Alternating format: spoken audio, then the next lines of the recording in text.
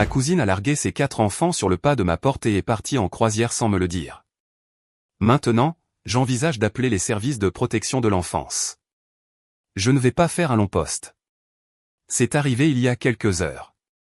Ma petite amie et moi n'avons pas d'enfants, donc nous avons beaucoup de temps libre, comme nous le répète sans cesse ma cousine qui a 4 enfants, tous mineurs. Dernièrement, elle plaisantait en disant que nous devrions nous occuper des enfants, de tous, car elle avait réservé une croisière avec son nouveau petit ami. Nous n'y avons pas prêté attention, car cela semblait absurde et nous avons simplement ri avec elle. Nous avions tous les deux un jour de congé supplémentaire car c'était un week-end prolongé, et nous avons été réveillés par des coups à la porte à 7 heures du matin. Nous savions que ça ne pouvait pas être le facteur. Il n'arrive pas si tôt et nous n'attendions aucune visite. Je suis descendu pour voir et j'ai trouvé les 4 enfants de ma cousine debout dehors dans le froid, sans aucun signe de leur mère. J'ai ouvert la porte et je les ai fait entrer parce qu'ils gelaient et qu'ils n'avaient pas de veste. Je leur ai demandé où était leur mère, et ils m'ont dit qu'elle leur avait dit que nous nous occuperions d'eux pendant qu'elle serait en croisière. Alors ils ont pris le bus et sont venus chez nous. Je n'en croyais ni mes yeux ni mes oreilles. Je n'arrêtais pas de me dire, c'est quoi ce bordel? Je l'ai appelé immédiatement, mais son téléphone était éteint. J'ai essayé son nouveau petit ami et son téléphone est tombé directement sur la messagerie vocale. J'ai demandé aux enfants d'expliquer exactement ce que leur mère leur avait dit. Ils ont répondu, mot pour mot. Elle a dit, comme vous n'avez pas de responsabilité et que vous avez du temps libre, vous avez dit que vous vous occuperiez de nous pendant son absence. Que faire? J'ai appelé ma tante et elle m'a dit la même chose, que ma cousine lui avait dit que j'avais accepté de m'occuper des enfants. Elle n'a même pas eu la décence de les déposer elle-même. Elle leur a fait prendre le bus par une froide journée d'hiver. À ce stade, je pense à appeler les services de protection de l'enfance. Meilleur commentaire pertinent. Commentateur, ta tante doit savoir quelle croisière ils font. Demande-lui de contacter le navire et de faire savoir à ta cousine que ses enfants vont être placés en famille d'accueil. Réponse de l'OP, oui, je pense que c'est la meilleure solution. Si au moins elle les avait déposés elle-même et avait demandé gentiment, peut-être, je dis bien peut-être, que nous aurions envisagé la chose. Mais il gèle en ce moment en Australie et elle leur a fait prendre le bus. C'est vraiment pas correct du tout. Commentateur 2, je ne le ferai jamais. Je refuse d'être mis au pied du mur. Et puis, qui paie une croisière avec un petit ami mais pas une garde d'enfants? Réponse de l'OP, c'est ma tante qui a payé toute la croisière. Ils ont des difficultés financières avec 4 enfants, donc ils ne pouvaient pas payer eux-mêmes. Apparemment, ma tante pensait qu'elle couvrait aussi les frais de garde, alors ma cousine me les a simplement abandonnés. Commentateur 3, est-ce que je comprends bien? Ta tante avait en fait accepté de s'occuper des enfants et sa solution a été de te les refiler? Réponse de l'OP, elle a menti à ma tante et a dit, paie juste la croisière et je m'occuperai de la garde des enfants. C'est pourquoi, quand j'ai appelé ma tante, elle était déconcertée que je dise n'avoir jamais accepté une telle situation. Mise à jour, un jour plus tard. Bon, voilà ce qui s'est réellement passé quelques heures après que les enfants de ma cousine se sont présentés chez nous. Nous essayons encore de comprendre quoi faire. Nous leur avons donné à manger, mis le chauffage, et les avons installés. Toujours aucune nouvelle de leur mère ou de son petit ami. Leurs 2 téléphones tombaient directement sur la messagerie vocale. Puis, vers 10h30, je reçois un appel d'un numéro masqué. C'est la police. Il me demande si j'ai 4 enfants chez moi. Je réponds oui et j'explique la situation. Il s'avère que c'est le chauffeur de bus qui les a déposés qui a appelé. Apparemment, pendant le trajet, les enfants lui ont dit qu'ils allaient rester chez de la famille et lui ont donné notre adresse.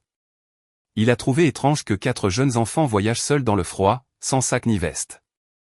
Donc, après les avoir déposés, il a signalé la situation pour une vérification du bien-être des enfants, juste par précaution. Peu de temps après, la police et la protection de l'enfance se sont présentés à ma porte. Honnêtement, ils ont été super. Ils étaient calmes mais prenaient clairement la situation au sérieux.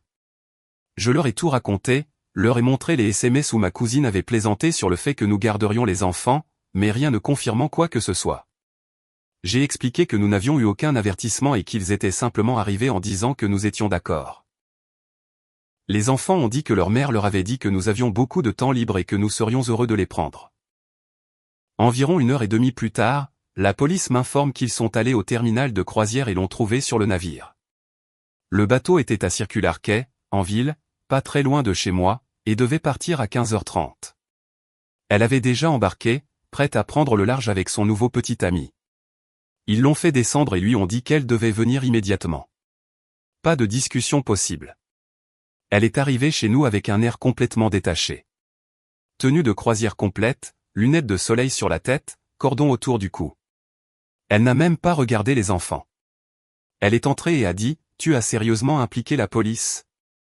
Je lui ai répondu qu'elle avait laissé 4 enfants sans avertissement, sans affaire et sans moyen de la contacter. Elle a commencé à me hurler dessus, disant que je l'avais embarrassée et que j'avais gâché ses vacances. Puis ma tante, sa mère, l'appelle, me criant dessus à son tour, disant que j'étais allé trop loin, qu'elle avait payé la croisière comme un cadeau pour sa fille et que j'avais gaspillé son argent. Aucune préoccupation pour ce qui s'était réellement passé. Pendant ce temps, la protection de l'enfance prenait ma déposition et expliquait à ma cousine qu'il s'agissait d'un cas de négligence grave qui ferait l'objet d'une enquête. Elle n'avait pas l'air de s'en soucier. Elle a pris les enfants, n'a pas dit merci, ne s'est pas excusée, et est partie comme si c'était moi qui étais en tort. J'ai essayé d'appeler ma tante et elle un peu plus tard pour leur expliquer que ce n'était pas moi qui avais appelé la police et les services sociaux, mais elles n'ont pas voulu me croire et ont toutes les deux bloqué mon numéro. Meilleur commentaire pertinent. Commentateur, au moins, tu étais à la maison pour faire rentrer les enfants, à Sydney. Réponse de l'OP, oui, mon pote. Et il faisait un froid de canard ce matin en plus. Commentateur 2, ils n'avaient pas de vêtements? Ils sont juste arrivés les mains vides. Je suis en Nouvelle-Zélande et ces derniers jours, il gelait littéralement. Réponse de l'OP, t-shirt et pantalon, pas de veste. Commentateur 3, bien joué, le chauffeur de bus. On dirait que les enfants connaissaient assez bien le système de bus pour que ce ne soit pas leur première fois. Combien d'autres fois ont-ils été laissés à eux-mêmes et dans quelles circonstances? Cela nécessite vraiment une enquête. Réponse de l'OP, je ne savais pas qu'elle les laissait prendre le bus comme ça. Sans surveillance. C'était voué à être découvert et je suis content que ce soit arrivé plus tôt que tard. Commentateur 4, le chauffeur de bus est un type bien. Réponse de l'OP, apparemment, il en sait beaucoup plus que moi, car ils prennent souvent le bus seuls, surtout pendant les vacances scolaires. Commentateur 5, je demande juste par curiosité. Quel âge ont les enfants, plus ou moins? Je suis surpris que le chauffeur de bus ait même remarqué ou s'en soit soucié. Était-ce un bus longue distance? Là où je vis, il est assez courant que les enfants prennent le bus seuls. Et dans ma ville, ils voyagent même gratuitement tant qu'ils ont une carte d'identité scolaire, même au lycée.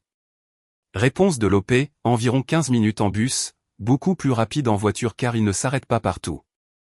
Elle ne voulait pas les déposer parce qu'elle savait que nous n'accepterions pas la situation, alors elle leur a fait prendre le bus. L'aîné a 12 ans, le plus jeune en a 5. Commentateur 5, comment la police a-t-elle obtenu ton numéro de téléphone si c'est un chauffeur de bus au hasard qui a signalé le cas? Réponse de l'OP, il a obtenu mon adresse et mon numéro de téléphone des enfants. Apparemment, il les connaît bien car ils utilisent fréquemment le bus seul pendant les vacances scolaires. Info additionnelle de l'OP. Je vais publier sur les réseaux sociaux, à tous les membres de la famille et aux proches, la véritable histoire des événements, car ils essaient de faire croire que j'ai appelé la police dès que les enfants sont arrivés chez moi. J'ai déjà reçu quelques appels de la famille me réprimandant à ce sujet. Deuxième mise à jour, un jour plus tard. Je ne pensais pas écrire une autre mise à jour, mais cette situation ne cesse de s'envenimer. Quelques jours après que ma cousine soit venue chercher les enfants après avoir été débarqués du bateau de croisière, les services de protection de l'enfance, FAC, m'ont recontacté pour poser quelques questions de suivi. Au cours de la conversation, ils ont mentionné qu'ils avaient contacté le père biologique des enfants et l'avaient informé de ce qui s'était passé. Je ne savais même pas qu'il était encore dans les parages. D'après mes souvenirs, il avait déménagé dans la campagne de la Nouvelle-Galles du Sud il y a des années, quelque part près de Wagga, je crois. Apparemment, il payait une pension alimentaire et essayait de rester en contact, mais ma cousine rendait cela presque impossible. Elle ignorait ses appels, le bloquait, annulait les visites, ce genre de choses. Eh bien, quand il a appris ce qu'elle avait fait, laisser les enfants prendre un bus seul en hiver pour les larguer sur notre seuil, où il était furieux. Il a conduit directement jusqu'à Sydney cette même nuit. Il est venu chez nous le lendemain matin. Un type vraiment sympa. Il a dit qu'il voulait juste tout entendre de quelqu'un qui était là. Nous nous sommes assis et avons parlé un moment. Il a demandé comment allaient les enfants, s'ils avaient dit quelque chose, et ce qui s'était passé exactement. On voyait qu'il se souciait vraiment d'eux. Puis il m'a dit sans détour qu'il allait demander la garde exclusive. Il a dit qu'il documentait tout depuis des années, les visites annulées, les excuses, le comportement étrange des enfants à leur retour, et que c'était la goutte d'eau qui a fait déborder le vase. Il a dit qu'il ne les laisserait pas grandir en pensant qu'être abandonnés comme ça, sans même un message, était normal. Je lui ai dit que je le soutenais entièrement. Ces enfants méritent la stabilité. Il nous a remerciés de ne pas les avoir renvoyés et de nous être occupés d'eux quand personne d'autre ne le faisait.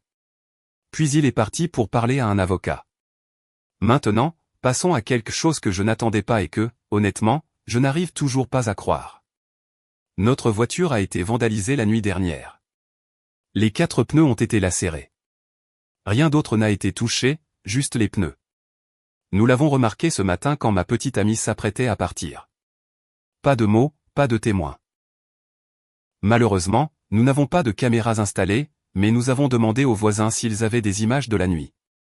Impossible de dire avec certitude qui a fait ça, mais vu le timing, j'ai quelques soupçons, surtout qu'un membre de la famille nous a appelés hier pour nous accuser de monter la famille contre ma cousine. Pas de preuves pour l'instant, mais nous l'avons signalé à la police, au cas où. Honnêtement, nous sommes épuisés. Nous n'avons rien demandé de tout ça, nous avons juste essayé de faire ce qu'il fallait quand 4 enfants se sont présentés, frigorifiés, sur notre seuil. Toute la famille croit sa version de l'histoire. Je pense à préparer un post Facebook avec toutes les informations pour prouver ce qui s'est passé, car les choses deviennent sérieuses. Meilleur commentaire pertinent. Commentateur, appelle la police et dépose une plainte. Fais-leur savoir ce qui s'est passé. Ça ne pourra qu'aider dans la bataille pour la garde. Réponse de l'OP. Je pense que c'est le petit ami. Il a l'air un peu louche et je l'ai entendu dire une fois qu'il avait un casier judiciaire. Commentateur 2, j'attendrai de publier quoi que ce soit sur Facebook jusqu'à ce que le père obtienne la garde. Où sont les enfants maintenant?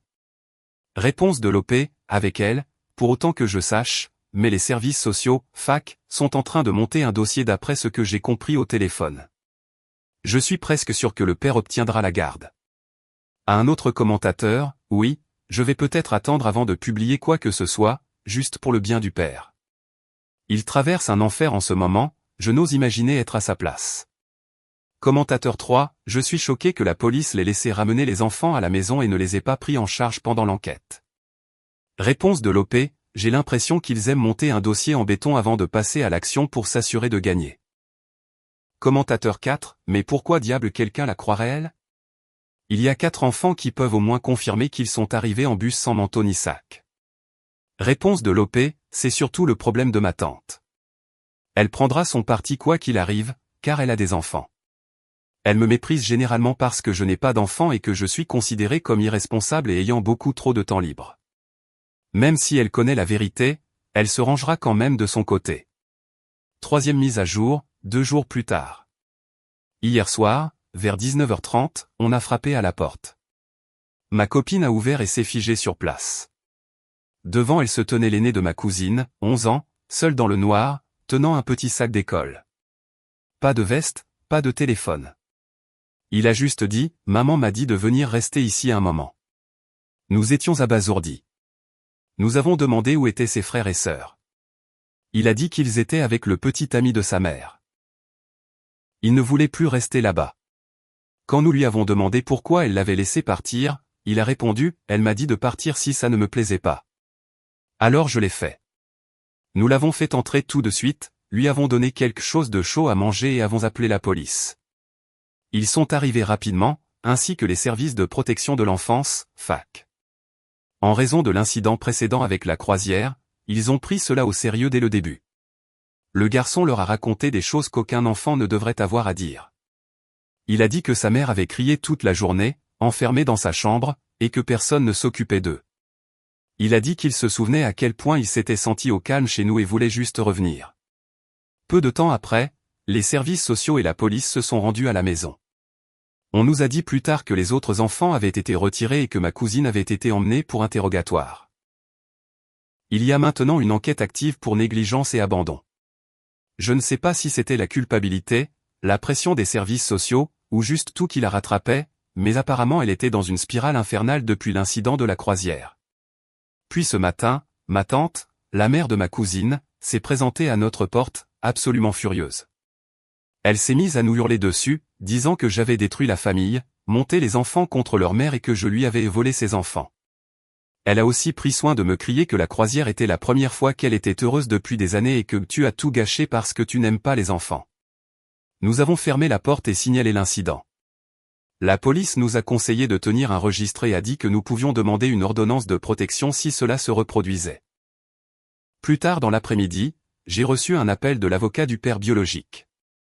Il poursuit officiellement la demande de garde exclusive et m'a demandé si je serais prêt à fournir une attestation de moralité et une déposition sur ce qui s'est passé, ce que les enfants ont dit, comment ils étaient à leur arrivée et comment nous avons été impliqués. J'ai accepté sans hésitation. Je n'ai pas demandé à être au milieu de tout ça, mais si ça peut aider ces enfants à trouver un meilleur environnement, je suis partant.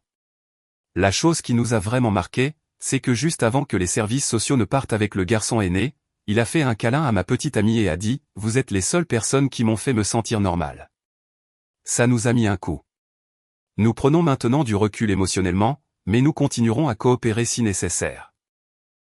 Nous avons appris à la dure que faire ce qui est juste n'est pas toujours facile, mais nous ne regrettons pas d'avoir ouvert cette porte. Si quelque chose de majeur se produit, je posterai à nouveau.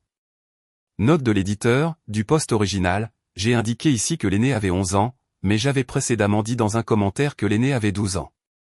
Parfois, les auteurs modifient un peu les âges pour préserver l'anonymat, ou peut-être que l'enfant a presque 12 ans, vient d'avoir 12 ans, ou que l'OP a simplement oublié.